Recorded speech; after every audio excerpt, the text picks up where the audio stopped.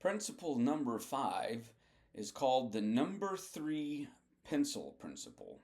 Now, if you've ever used a pencil and looked at it carefully, you've probably noticed that it is a number 2.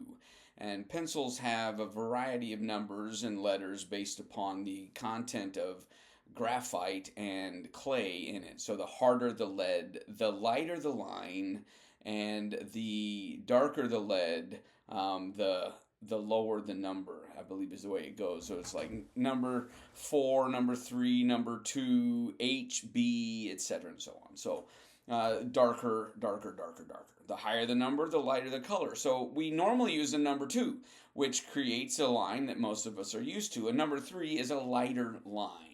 And that's important to understand this principle. So way back in the day, there was an accounting company back in the time when they used pencil and paper to make most of their figures. And they tried to figure out how to save money with all of these accountants. And so they decided they were going to stop providing, or that they wanted to stop providing pencils for their accountants. But rather than failing to provide pencils for their accountants like they had always done before, over the weekend they replaced all the number 2 pencils with number 3 pencils, which led to great complaining because, of course, the line was harder to read. It was harder to see, and so they could not see the line of their pencil as easily. There was a lot of complaint. And then instead of replacing them, what they did is they just let them deal with it.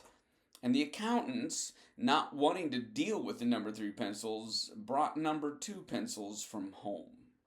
And so the accounting firm was able to not tell them, we're not providing you with pencils anymore, and yet didn't have to provide them with pencils anymore. So there's 2 principles that come with this. Or basically one principle with 2 sides. Number 1 is, if you don't want somebody to do something, you don't necessarily have to tell them no. You just have to make it hard for them to do. But I would say in some ways, the more important half of that principle is if you want people to do something, you have to make it easy for them to do. So for instance, at our church, one of the things that we try to do with this is we do our announcements in the church. We do them pre-recorded video announcements. And then the difficult thing there is if you actually want people to do what you're asking them to get involved in, they have to remember it, they have to communicate it, and they have to do that all after they've had an hour-long service where you hope that the sermon has inspired them with some type of biblical content to change the way that they live. And the anticipation of them remembering to respond to an announcement after that is a bit ridiculous.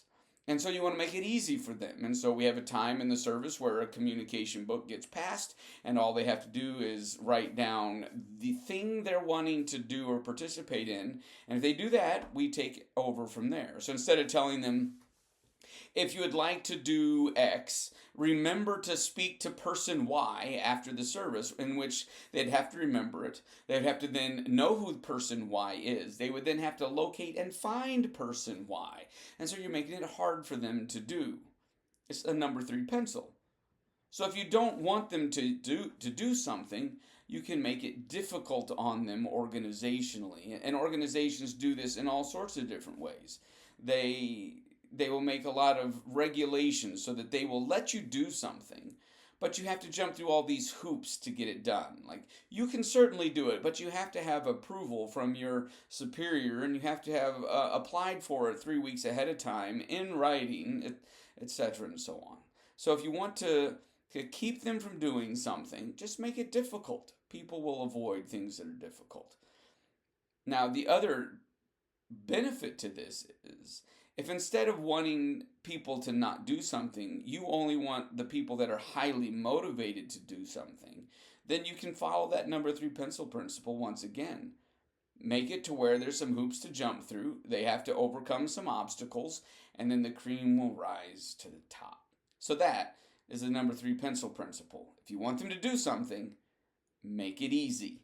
If you don't want them to do something, make it hard.